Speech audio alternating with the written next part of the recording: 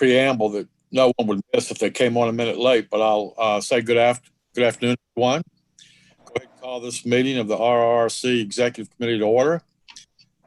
Due to the nature of the declared state of emergency due to COVID-19, practical or unsafe to assemble in a single location, that the purpose of the meeting is to discuss or transact the business statutorily required or necessary to continue operations of the Commission, conducting this meeting electronically via Zoom, with audio and video of the proceedings available on YouTube for interested parties during and after the meeting. Patrick, would you review the guidelines for conducting the meeting via electronic means?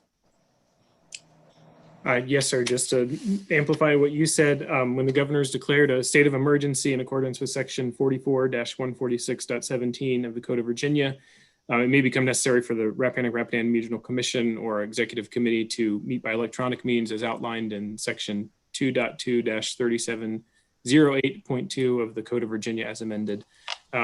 In those cases, we'll follow the procedure of giving notice to the public using the best available method, given the nature of the emergency. Meeting was advertised via our website, as well as public notification per normal.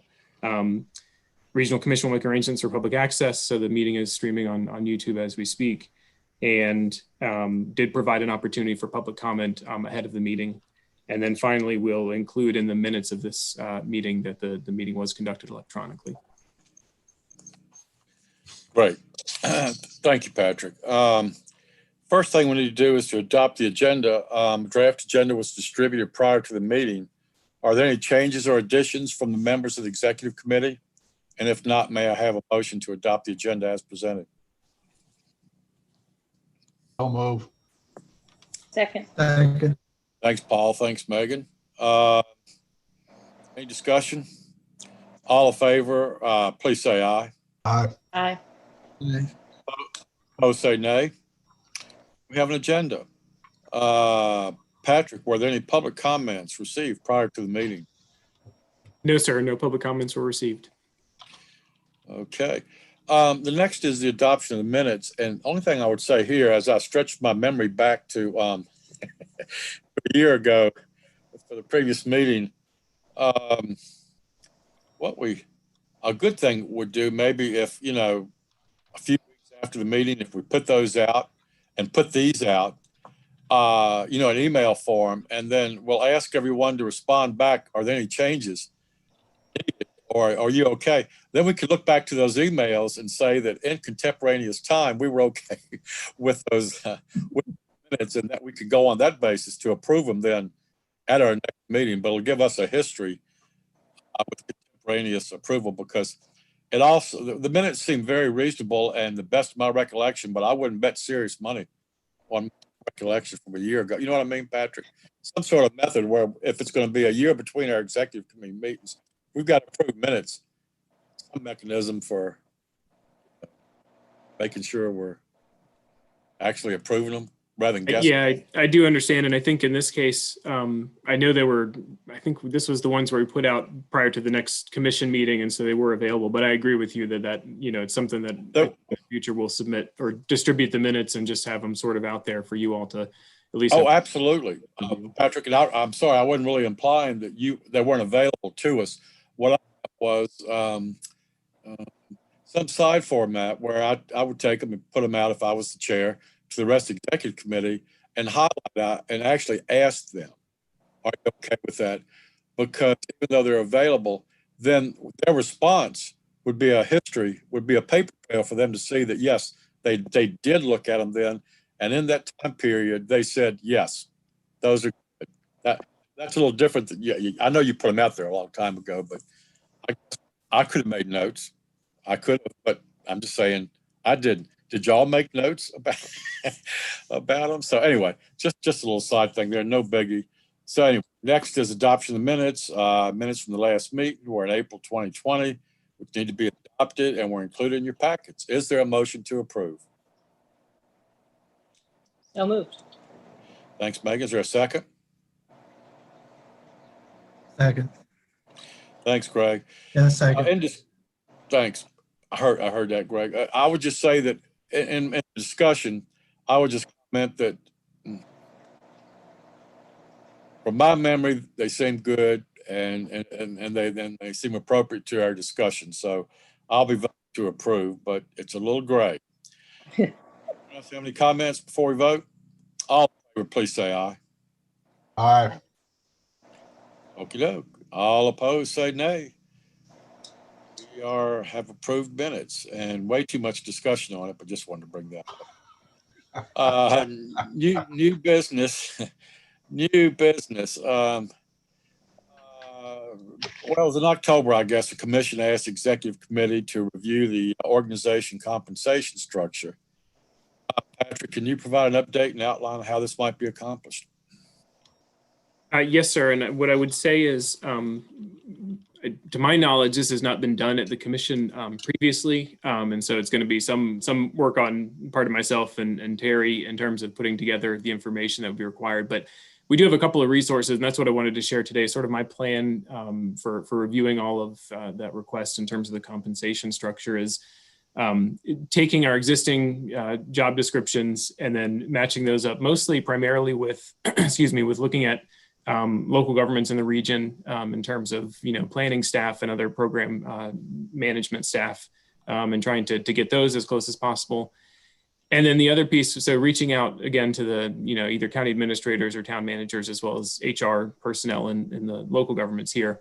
The second piece is that the Virginia Association of Planning District Commissions does every 2 years, does a kind of a salary survey. And so I have data from 2017, 2019, and we're just beginning that process now. So I'll have that as well to compare.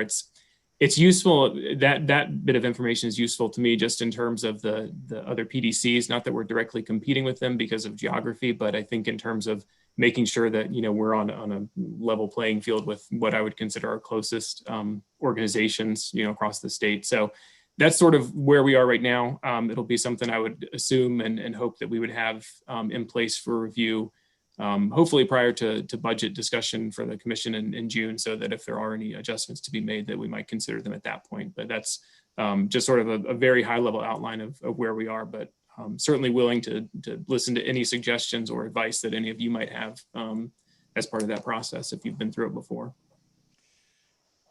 Certainly for the executive, thank you, Patrick.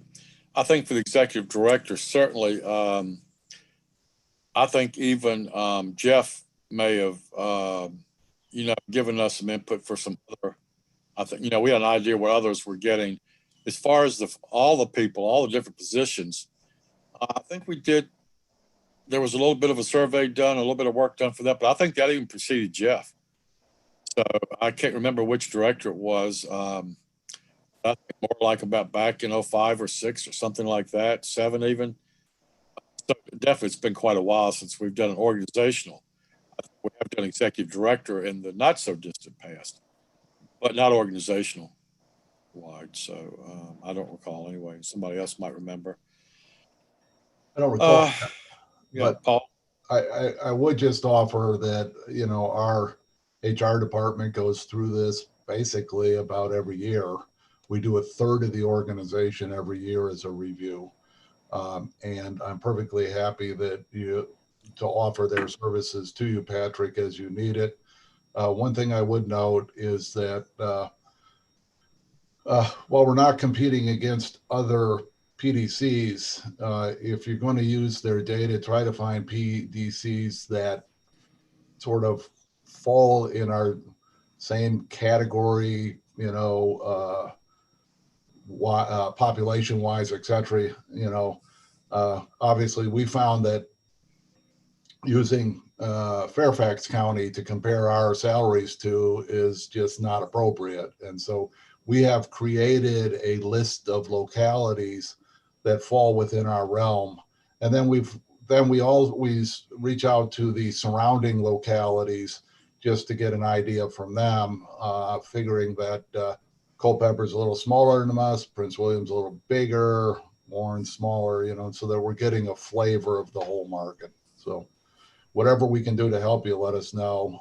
And if you want, if you want information relating to PDC your position and you don't want to be the one getting it, let us know, and I'll ask my people to reach out and see what kind of survey they could do, so that, I don't think anybody's going to question your honesty or veracity, but at times, it's sometimes easier to have an outside party do that. Thanks, Paul. Appreciate that offer. Okay. Well, I think that's excellent. And certainly, like Paul's mention of demographics, I know that obviously you were aware of that, but those were all good points he made. Way of approaching. Any more comments you want to make on that, Patrick? No, I appreciate that. And I will say I've actually had opportunity to have a conversation with the HR director at the town of Culpeper last month, who I think had worked in Fauquier County previously, Paul. And so she had said she does similar. So I feel like I've got at least a couple of resources to start with on that. And your other points are well taken, and I appreciate it. Okay. Sounds like we're well on the path there. Sounds good. The other thing we're charged with and we're here for today is developing a slate of officers and the executive committee members. Your packets include a summary of the officer positions, relevant sections of the regional commission bylaws, and a summary of commission members' attendance over the past 2 years. I thought I was perfect, but once I saw 10 out of 11, I was very sick with, I don't know, the flu or something, but I forgot I was sick until I saw a missing digit there. Congratulations to Greg. He gets a star on his chart, and Greg, you done good, man. You showed up. That's the first thing to do. But you've got all this information in front of you. One thing I'm going to bring up, we've done this, annually for a while.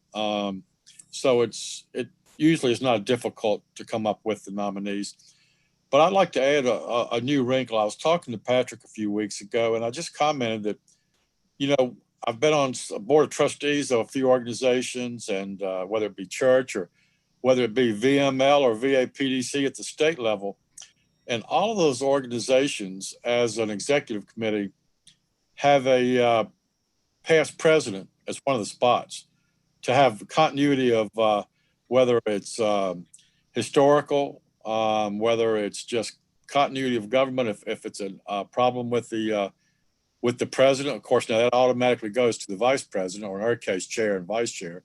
But still, it has more positions there. And the other reason I say that is because our bylaws allow for 6 spots, and we currently are only using 5 of them. So we don't even have to create a spot for the past chair. We just would, really this has nothing to do with me, because I had said before that I was for developing new leadership. And so, if it's anything with me, I would hope y'all would start that, but I wouldn't be involved, where Megan would be, the first past president. So it doesn't matter to me one way or the other. It has nothing to do with me. But since we've been utilizing 5, but the bylaws allow for 6, I'd like to take the opportunity to, right now they're mentioned, the officers. We have the chair, vice chair, and treasurer automatically on it. And then right now, Paul and Jack are the 2 at large. But we could also have a past president on there as well, and have the 6 that are allowed by bylaws. With that said, what are y'all's thoughts on that? Honestly, because this isn't a personal, this has nothing to do with me. I'll be long gone soon, whether it's now or after I'm past president. So it really not to do with me, but what do y'all think about including that as a executive committee member? I'm all for it. Yeah, I am too. I did not been the first time on the executive committee, because I think Bob's been on it since I've been in here and looking 1897. Yeah.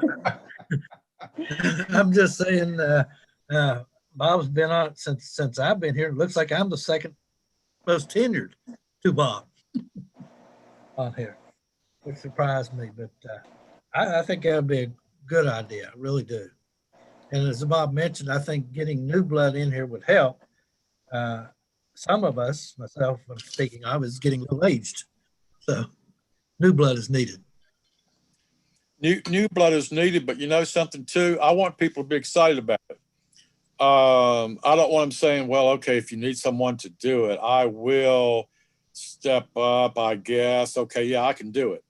You know, I'm not saying I wouldn't support that person, but that's not what I'm looking for. I'm looking for, yeah, I'd love to be more involved. Yeah, I look forward to it. So I would like a little enthusiasm from anyone that puts himself there. And I like total representation. I will say that the one thing that I can say from the day I came on the regional commission, actually, this has been a shortcoming as far as Gordonsville, because sometimes my town will ask me, well, did you take this issue or something to the commission? I said, maybe I should have. Yeah. I think so much from a regional standpoint where I'm coming there trying to support Warrenton and Fauquier and Culpeper that in all my years on it, I don't think in terms of Gordonsville. The fact I'm the mayor of Gordonsville, I don't even think about it. Certainly, I do want someone from each county and maybe a small town. And usually that works itself in with the officers. That'll take care of itself. But I know that when I'm on there, it's not a Gordonsville guy. It's a regional guy. I'm a regional guy when I'm on there. I'm thinking, what can we do for Rappahannock or whoever that's not represented? However, that being said, we do like to have the somebody from each county within the structure of officers, and now with y'all's support, the immediate past president, and then work out the demographics as well, because I hate to have a county not represented. And it's more of a technical thing because Rappahannock had been on executive committee for a little while now, but yet, you know, I can't think of a situation where that's ever been a problem and that we wouldn't all step up to support Rappahannock County.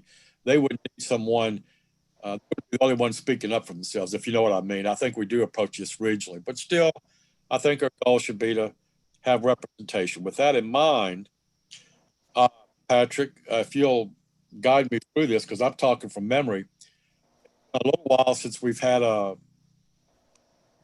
Fauquier chair, probably the longest, and then Madison, I believe. Is that, do you know from a serving standpoint?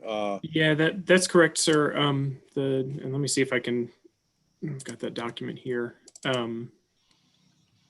Yeah, the last chair from Fauquier County was Supervisor Stribling back in 2009, and then Madison County had Supervisor Doris Lackey in 2014, 2015. So you've had a Rappahannock, well, you had, John McCarthy from 2015 to 2016 from Rappahannock County, and then Mr. Crozier as prior to yourself. So, right.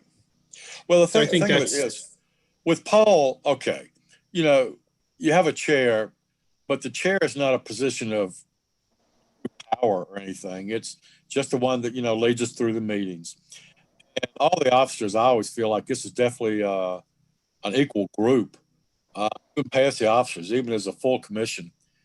So Paul has been, he's been a leader of the commission for a long time. You could almost say Paul's been a chair or vice chair all the time. He's either been an officer or not, because Paul's been a leader of the commission for a long time. So it's not like Fauquier hadn't had representation. They've had top leadership for a long time on the commission.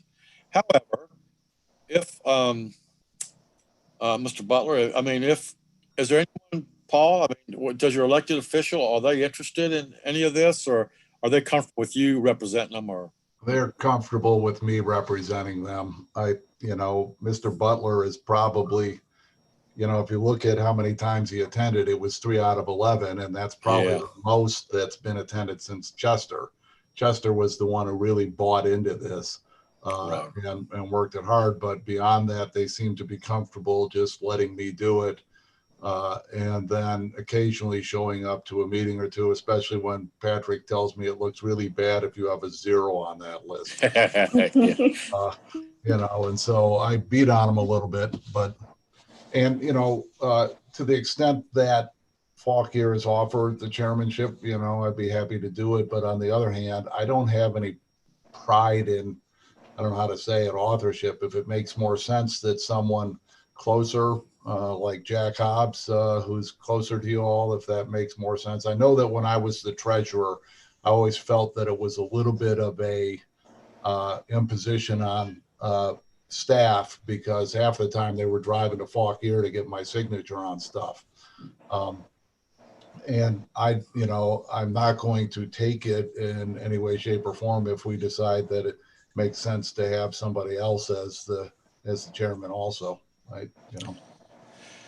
Well, I'm with Bob on the sense that I really do believe that this is a collegial body and we're representing regionally. So If I might, Mr. Chair, what I Yeah. would say is, I think one of the things that might be beneficial here is, I think traditionally what's been sort of told to me is that, I think there's been a tradition of having, elected officials serve in the chair and vice chair role, especially. But, we've really seen that change where our 5 county administrators and 3 town managers are now the secondary representatives from those jurisdictions. And, I think it would be something that the executive might consider in terms of what that means in terms of, is it okay based on the way that the commission works to, other than John McCarthy, there's not really been an administrator in that position. And I think because of the makeup of the board and frankly, the attendance, it's something that probably should be discussed as how that looks and if there's support for that, kind of looking, into the future beyond the next couple of years. Well, I feel like the administrators are uniquely qualified. So, I mean, there's no hesitancy about that. It's more of they've just, purposely conceded to their elected officials and that sort of thing. But we do have to recognize the realities, which is what Patrick's kind of alluding to, participation, experience, that sort of thing. So, I mean, we could have someone that said they were willing, that's been 3 out of 11, and now says, okay, I'll come to 11 out of 11. But, I mean, with no prior shown interest, I said that to Paul, not because the experience wasn't obvious and the situation wasn't obvious, but it was for him to say and not for me. And again, for someone like Paul, who's been a leader in this, and we do approach it collegially and regionally, it's not a my backyard kind of organization. So it's not, it has to be someone from Falk or has to be someone from Madison. I just feel it should be offered. Mhm. They should be bypassed 10 years in a row with nobody bringing up your county, for that opportunity. But if they go, we're fine the way it is, I don't see a problem with doing it whatever years in a row, if everyone else is okay with that. Because it's not a really ownership thing. It isn't going to be all about the town of Culpeper the next couple of years when Megan's there. It'll still be a regional organization. So it's not a big deal, but I just think manners, if nothing else, manners and tradition is we should give everybody equal opportunity. If they pass and say, we're fine the way it is, enough, then we can go to our administrators, our active people, whatever, to get the best person there and not worry about any of that. But when we bring nominations again, I think it should be offered to make sure we're not inadvertently bypassing someone for 10 years in a row, if that makes sense. So with that in mind, what do y'all think about the next vice chair? Any thoughts, nominations?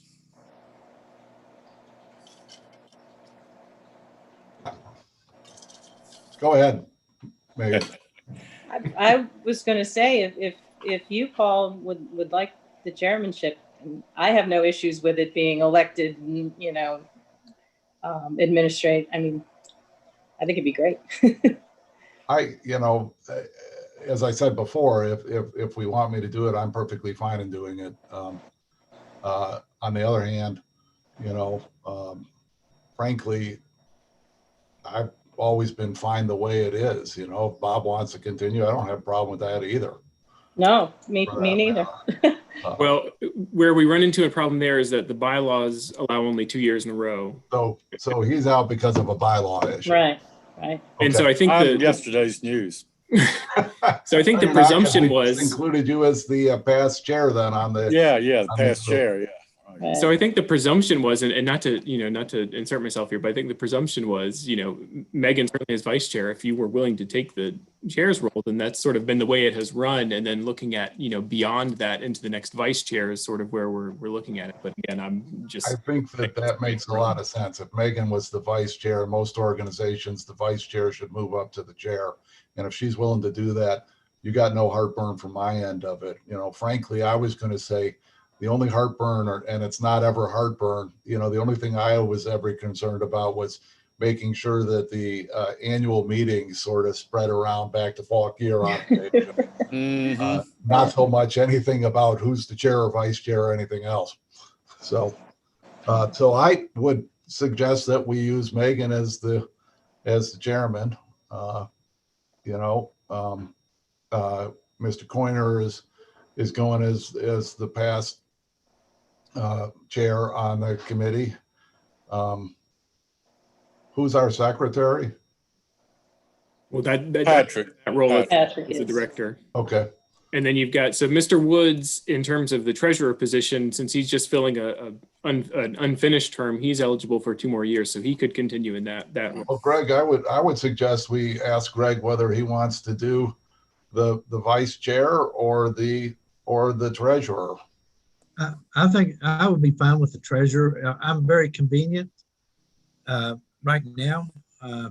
It's really easy for us to do that. So what we need is a vice chair then.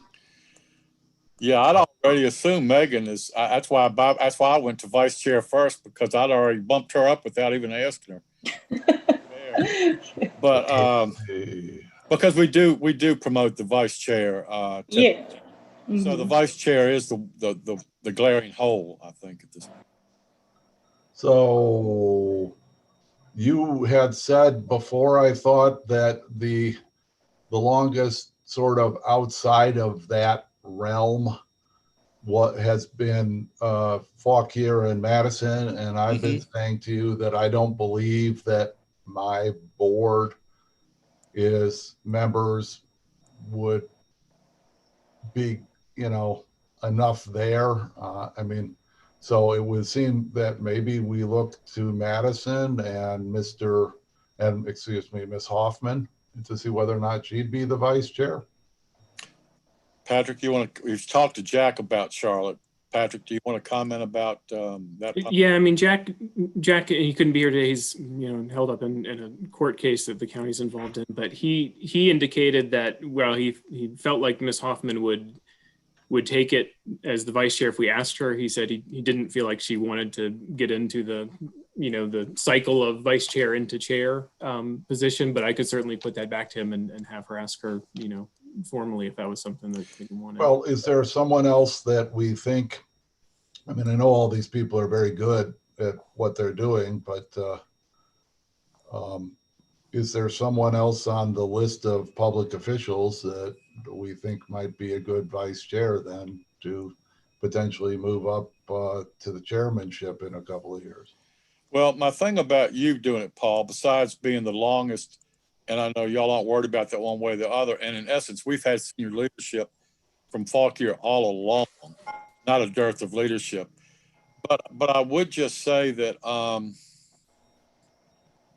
as far as active people and everything, if you will let us put your name there, it'll allow us to do a couple of things. Right now, you and Jack are at large, and Megan, Greg, and I still being there. It covers towns. It gives us coverage in all the other counties. If you take one of the officer spots, it'll open an at-large spot for Rappahannock. Okay. If you would take the vice chair, then we could open up at-large maybe to the administrator of.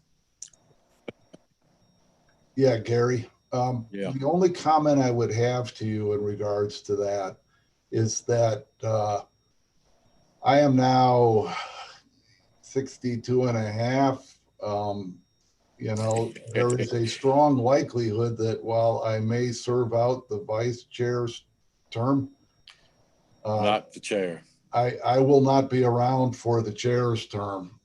That's probably a certainty in regards to that. And so if you're looking for someone who you want to have that orderly succession, I may not be the one, unfortunately. Gotcha. Well, then how about this, Paul? How about, since we do this each year, we might be talking about a 2-year term for Megan, but we still do this each year. Okay, well, I'd be happy to do it for a year. Right, commit to the next year, and let's bring this up again next time. You'll have been vice chair for a year, and let's talk about the next 3 years then for that person. 1 year vice and 2 as chair. I absolutely, I'd be happy to do it then.